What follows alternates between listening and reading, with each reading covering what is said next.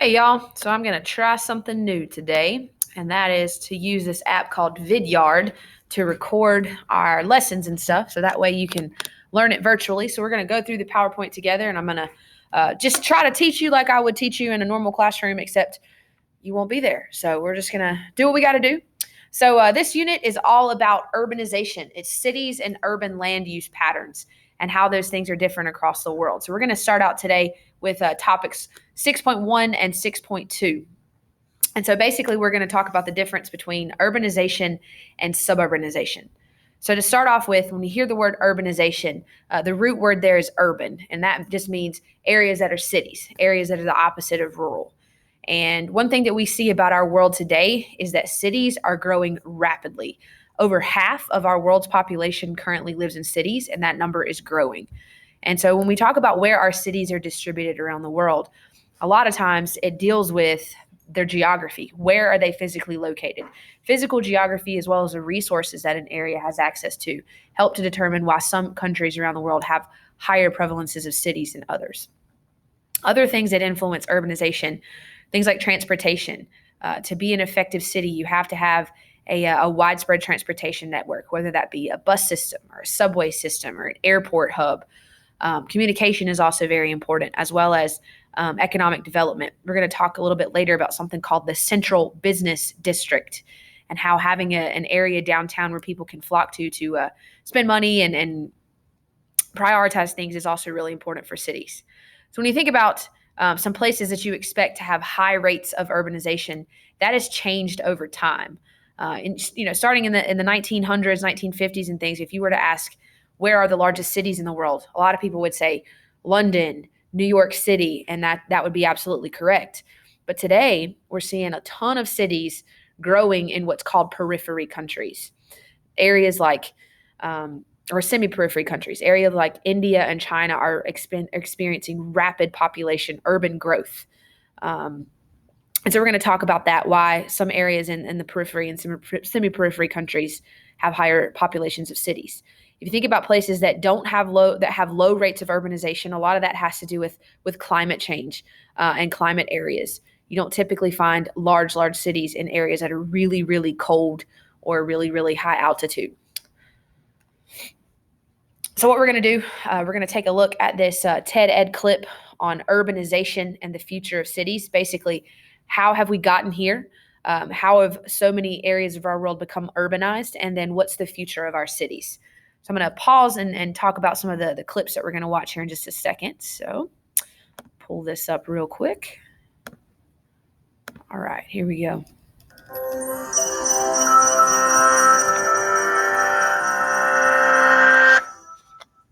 Today, more than half of all people in the world live in an urban area. By mid-century, this will increase to 70%. But as recently as 100 years ago, only 2 out of 10 people lived in a city, and before that, it was even less.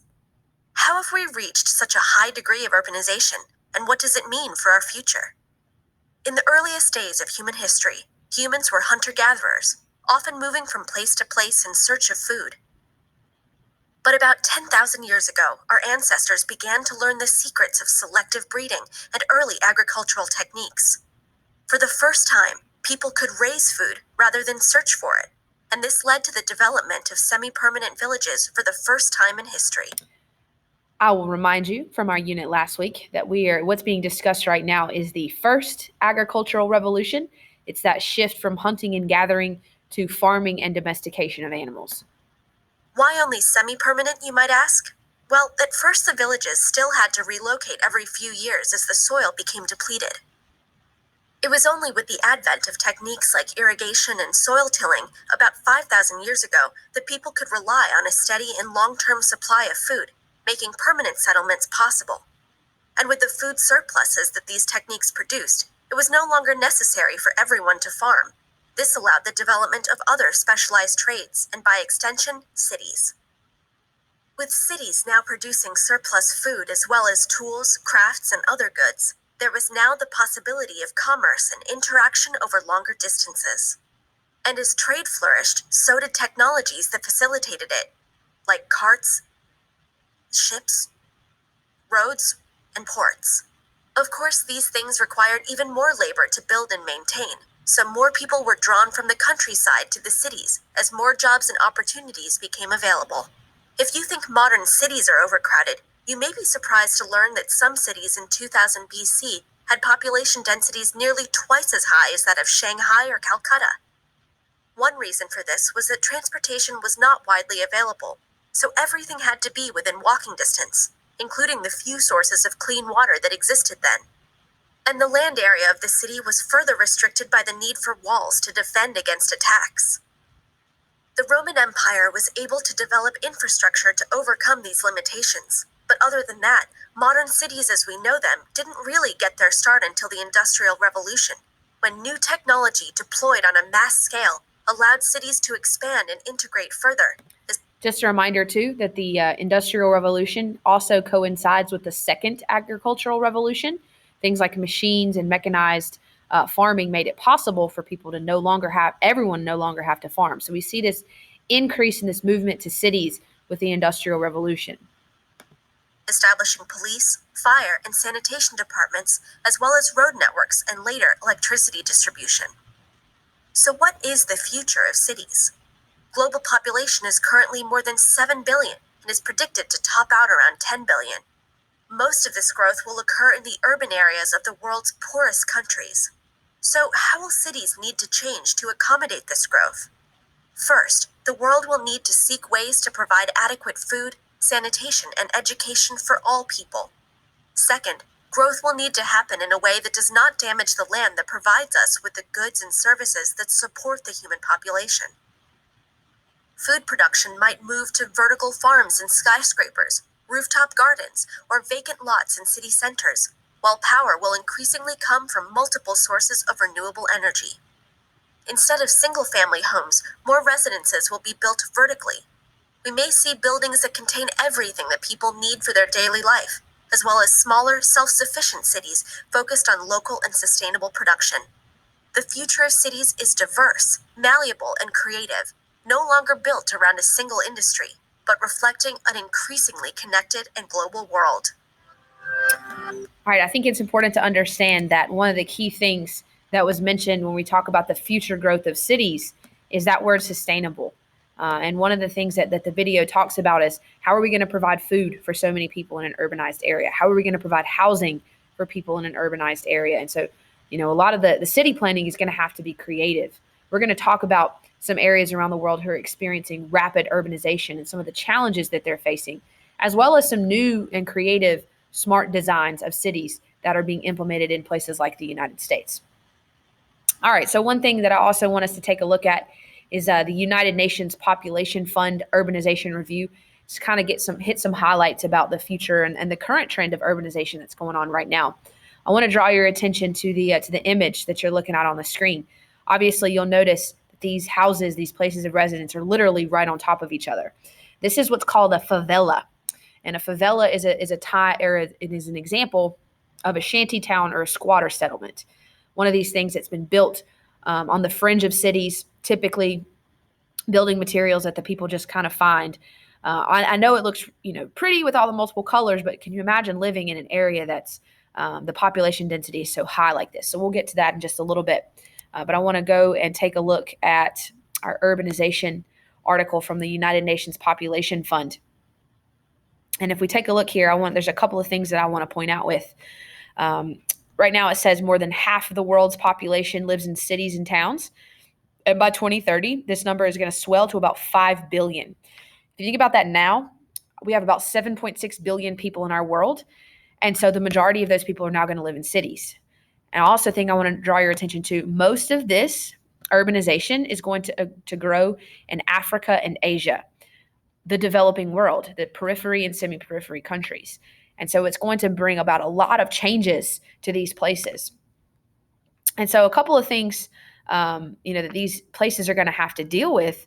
How are you going to provide housing? How are you going to provide transportation? How are you going to provide food? How are we going to combat pollution? All of those are issues with urbanization.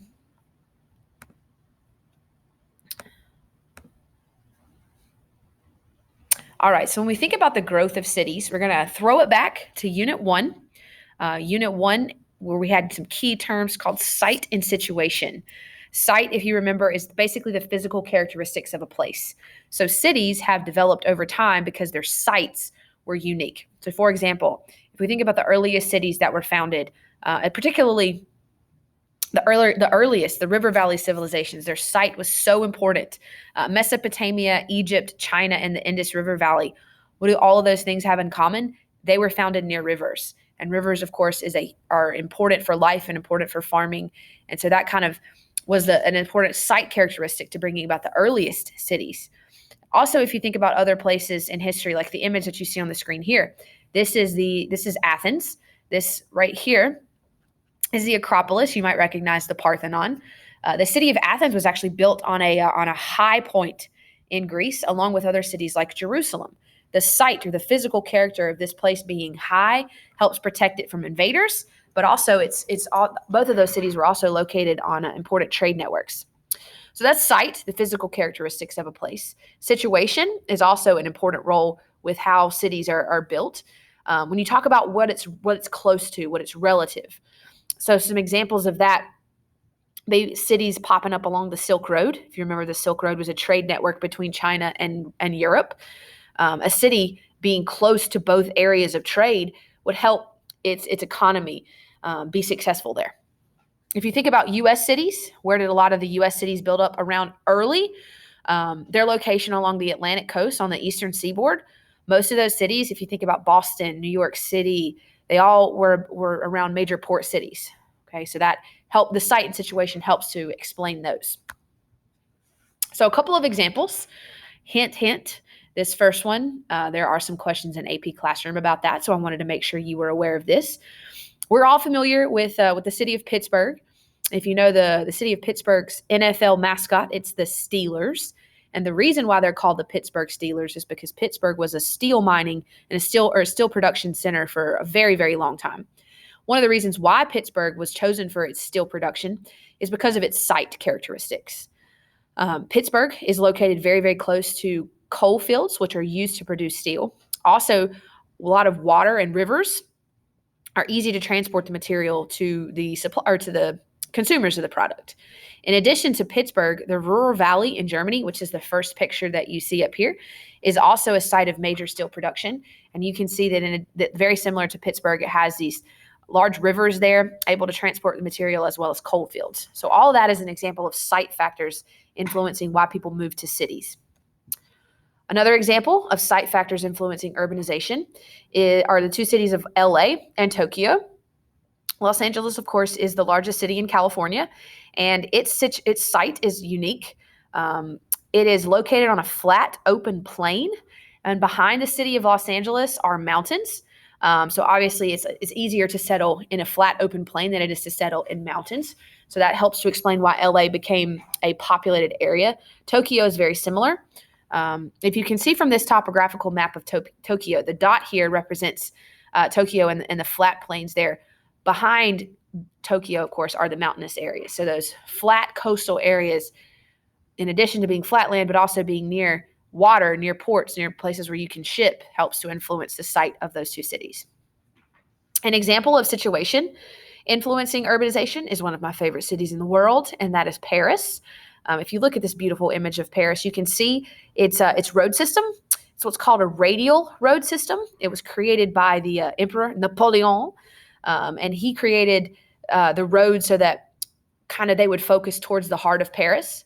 In addition to the road system there, Paris' situation, its relative location to other things, is advantageous to its growth. In addition to being on the Seine River, which of course helps for travel and for trade, it's located in the center of a large agricultural area, making it advantageous to trade, as well as the center of an industrial era. Hold on just a second, guys. My phone is ringing. Hey, can I call you right back? I'm in the middle of screencasting a video for students. All right, thanks. Sorry about that. When your boss calls, you got to answer. And so Paris' situation makes it very, very influential for its situation on the urbanization. Okay, so there is a very unique article on Albert. that we're going to take a look at. And it talks about how site and situation have influenced the development of urbanization. So we're going to pull that up here. All right, so yet again, it just reminds us that about half of the world's population lives in cities, and that it's important that we understand, two of the factors that help to explain this urbanization. Yes, we know that urban development goes back about 5,000 years near those river valleys. And what is it now that is increasing and changing the movement of cities? So if we review, site is basically the exact placement on Earth. You can find a place's site based on its GPS coordinates. But site is also the physical characteristics, the physical attributes of it. So is it flat or hilly? Is it on a lake or a river? Does it have a water port? All of those things help to influence a city's site, a city's potential for having people to want to move in there. In addition to that, are there sources of fuel or energy or natural barriers to defend against enemies, things like that? So a great example of site, I want to read this to you here, is the city of Sydney, Australia. Sydney has a natural harbor that's excellent for trade, as well as it's surrounded by farmland that's arable. If we know anything about, if you remember from previous units, arable just means land that can be farmed. In addition to Sydney, a couple of other examples of site are the cities of Rome in Italy, Athens in Greece, and Jerusalem in Israel. They were built on hilltops because they're a natural barrier for the defense of the city. So we've already went over the example of Paris, how Paris was founded in the Seine, how it was an outpost. It was in the center of agricultural as well as industrial trading. So situation has a huge, site and situation have a huge impact on location and urbanization. All right, this is just a review. This is not on your note sheet, but I wanted to make sure that you were aware of what civilization is. It basically, to be considered a civilization, you have to have these 8 basic features. You got to have cities, which of course what we're focusing on now, organized central governments, a religion, specialization of jobs, some kind of social structure, public works projects, writing, a system of writing, like of course, obviously in English, we have a written language. So all of those things classify a civilization. All right, so now we get to the interesting stuff when we're talking about cities. And so there's 2 vocabulary words that you have this week dealing with the size of cities. And the first one is mega cities. Obviously, we know that the prefix mega means large. So we're going to take a look at the mega city of Dhaka, Bangladesh. And to be considered a mega city, a city has to have over 10 million people. And we see, if you take a look at the map over here on the right, a lot of these mega cities are occurring in the developing world, the periphery and the semi-periphery countries of the world. If you take a look here, India and China are kind of leading the world with regards to the number of mega cities that we have. And mega cities, as well as world cities, which we're going to talk about later, are experiencing all types of challenges. So we're going to take a look at the case study of Dhaka, Bangladesh, to see how that's an example of some of the challenges that are being faced there.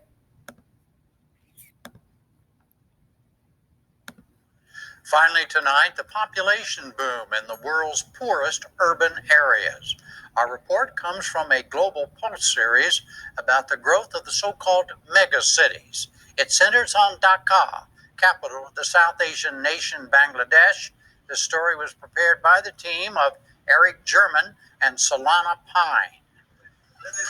This is a good day for 4-year-old Shahadat. When he complained of hunger, his father had a piece of fruit to give him. When he tells me he's hungry, I try to bring him food after work. If I can't buy any food, he has to live with the hunger. Abdurrahim's struggle to feed his family began 3 years ago. That's when one of South Asia's biggest rivers, the Brahmaputra, washed away the land his family had farmed for generations. My land was over there. Now it's water. It's a river. He now drives a rented rickshaw in a town across from his former home and earns about $1 a day. Barely able to afford the rent for this windowless, mud-floored shack, he's decided to move his family to Dhaka, the country's capital. He and his wife Shapla say they'll borrow the $10 they need for the trip and catch a bus within the week, joining a wave of some 400,000 migrants who move to Dhaka every year. I want to draw attention to that. 400,000 migrants move to the city of Dhaka every year, including this man's family. So we're going to see that Dhaka, with that huge influx of migration, is going to face a series of challenges. I feel terrible, but we have to leave everyone we know, all our relatives and neighbors, and take our kids to an alien place. The city they're moving to is growing so fast, each new census is quickly outdated. But local experts estimate it's now home to 15 million people. Dhaka is perched on the leading edge of a global trend. For the first time in human history, the world has become more urban than rural. By mid-century, some 80% of the Earth's population will live in cities, many of them in the exploding slums of the developing world. For good or ill, Dhaka is setting an example. You are seeing the early future of the world, which is not a very pleasant thought at this point in time. Half of the population of the developing world will be in the urban centers within the next decade. If you want to know what that might look like, Dhaka is among the best places to visit. The World Bank called it the fastest growing of the world's 20 or so megacities, urban areas with populations over 10 million. It's also one of the poorest. Vast slums dot every neighborhood and house at least a third of its people. In less than 15 years, the United Nations predicts Dhaka's population will surpass that of Shanghai, Mexico City, or New York.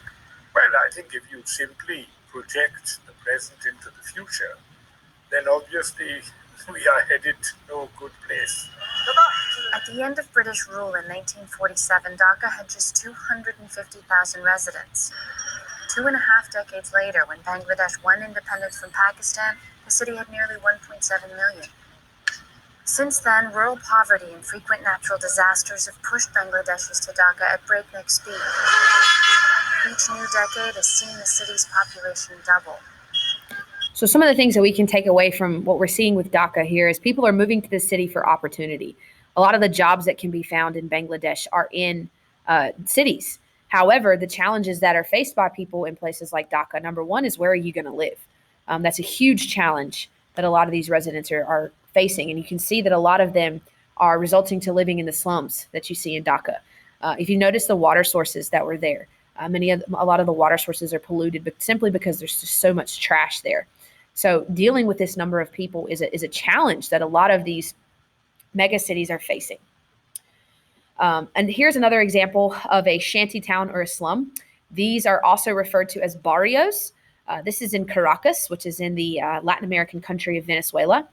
One of the things that we see about megacities is they are predominantly occurring in LDCs. LDC stands for least developing country. And ever since World War II, ever since the end of the 1940s, we've seen huge, massive urbanization to these megacities. But they tend to be plagued by a lot of increasing problems, something called sprawl, which we'll talk about later this week. When I hear the word sprawl, I think of like sprawling out on the couch, relaxing, expanding my limbs as far in the direction as I can. Sprawling is the same thing with cities. It's cities literally creeping out as far as they can extend. And so this sprawling, this huge growth leads to poverty, it leads to pollution, leads to all types of challenges for places. So here are some of the examples of either current or future megacities, cities that have at least 10 million people. And you'll notice that the United States only has two of those. New York and LA are the only two cities in the United States that have or are projected to have by 2030 more than 10 million people. If you'll notice, take a look over here with India. The growth here in Delhi, India, is insane. The growth in Pakistan, as well as places in China and the developing world, is humongous. Another one I want to draw your attention to is Lagos, Nigeria. If you'll notice, in 2015, the population of Lagos was 13.1 million. By 2030, it's expected to be 24.2 million. That's a huge expanse. It's a rapid growth on an exponential scale. How are the people of Lagos going to deal with those issues? That's the challenge. All right, so recently, geographers have had to come up with a new word to describe these massive cities, and that new word is meta city. A meta city is a population that has 20 plus more million people. Yet again, same challenges that mega cities are facing, meta cities also face. How can a city grow without smart growth planning, without enough adequate services like trash, like sewer, those kinds of things, as well as how to deal with the vast amount of slums with basically no civic government in those areas. So a great example of a metacity is the city of Tokyo. Tokyo currently is the world's largest megalopolis, which basically Tokyo and its surrounding metro areas are the largest city in the world. And you can see from this bottom image of Tokyo that this is just a small example of how vast the city of Tokyo really is. So we're going to watch just a couple of examples of how Tokyo is a metacity. The most successful metropolis in the history of the world has 39 million residents, 50% more people than any other urban area. It is the safest big city on the planet, and with a $2 trillion GDP, its economy is larger than all but 8 entire countries. This is Tokyo, Earth's model megacity. Our story begins Now, it's important to understand, too, that Tokyo, of course, is the exception. Tokyo is in a core country, which is Japan. Tokyo has a lot of resources to deal with its expanding population. It has things that places like Lagos, Nigeria, or Rio de Janeiro, Brazil, or Mexico City, Mexico just simply don't have. 161 years ago, when a samurai warrior built a castle on the shore of a fishing village called Edo. Its rich soil was ideal for growing rice and attracted farmers from far and wide. In 1600, the great commander Tokugawa Ieyasu won the Battle of Sekigahara, a pivotal moment in history that secured Edo's status as the most important place in Japan. Unfortunately, the buildings of the expanding city were made of wood and paper, a dangerous combination to confront the warm I'm going to winds. skip ahead a little bit. The Tokyo Bay Aqua Line is 1/3 bridge, 2/3 tunnel. It has turned what was a 90-minute drive through downtown and around the shore of the bay into a 15-minute sprint through it instead. The project took 30 years to design and complete because it has to withstand the ever-present danger of earthquakes. That's also why buildings in Tokyo cost an extra 50% to construct, and why they tend to be shorter than the skyscrapers in other economic capitals. 2 factors that drive up real estate prices and add to urban sprawl. From above, Tokyo seems like an unnavigable maze, but on the ground, life for many is lived locally, within their own neighborhoods. Shops and businesses to obtain day-to-day essentials can usually be reached within a short walk, including many of the world's greatest sushi restaurants. Sushi. Japan runs on seafood. Along Tokyo's harbor lies Tsukiji, the largest fish market on Earth. Every day, more than 50,000 people come to buy and sell 400 different types of seafood. Among the buyers are the chefs of the 227 restaurants with at least 1 Michelin star, making Tokyo the city with the most of these prestigious marks of excellence. In fact, when President Obama visited Tokyo, he ate handcrafted sushi prepared by the great Jiro himself. He also played football with a humanoid robot, just one example of how Japan is leading the global transition to automation. All right, so there's a couple of things that we see here. Japan is a center of culture. It is a center of technology. It is like what the next little clip is talking about. It's a home to Fortune 500 companies. So Japan is a model meta city. It's an example of how cities around the world should achieve to aspire. But not all cities around the world are growing at a rate like Tokyo and growing safely like Tokyo's grown. All right, so to kind of give you a couple of examples here. In 1950, there were only 2 megacities in our world, London and New York.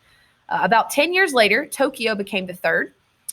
But if we think about today, in 2010, Tokyo is one of the world's largest cities, but London is no longer in the top 10 as far as size, and New York doesn't even, or barely even makes the list.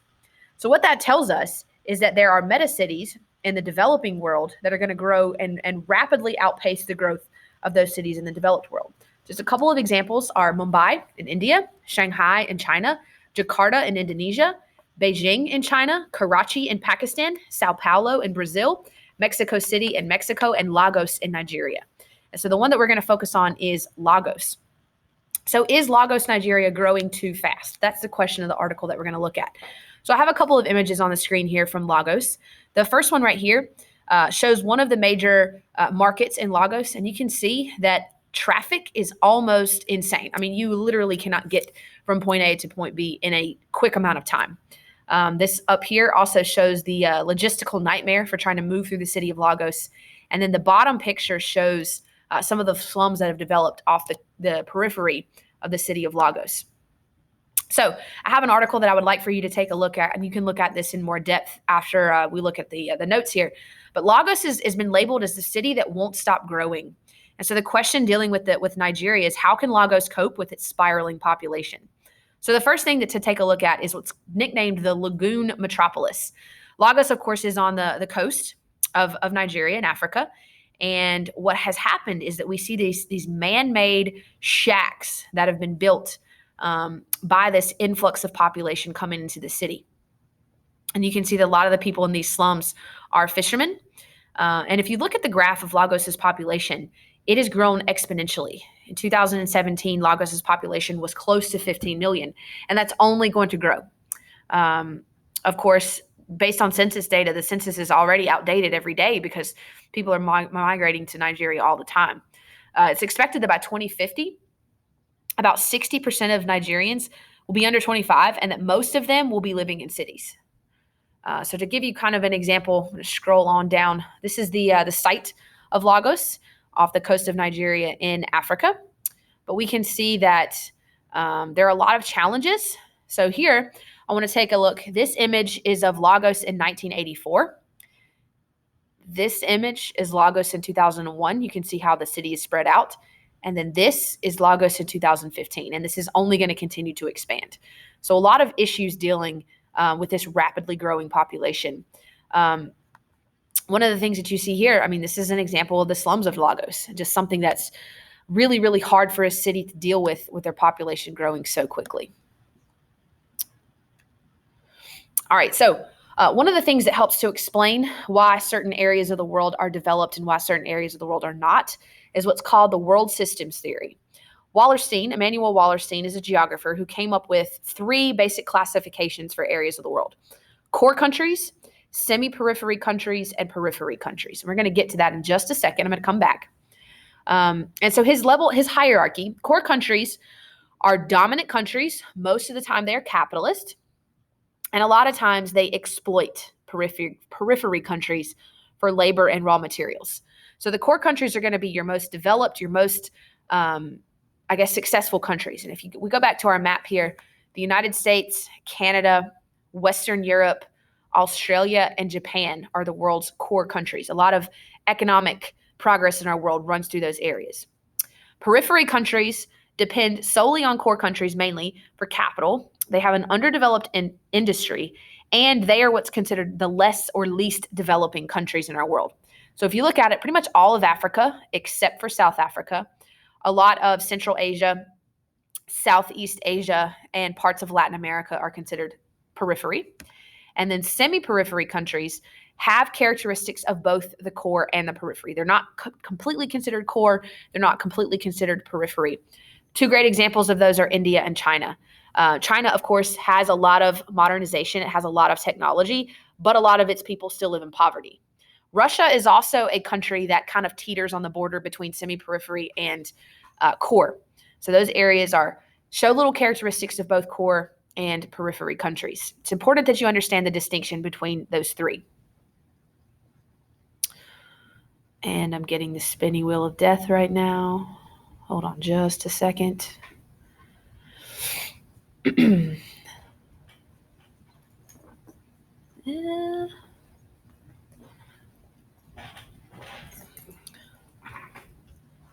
Sorry, guys. My computer seems to have frozen at the moment. Let's see if we can exit out of that, if that would help it.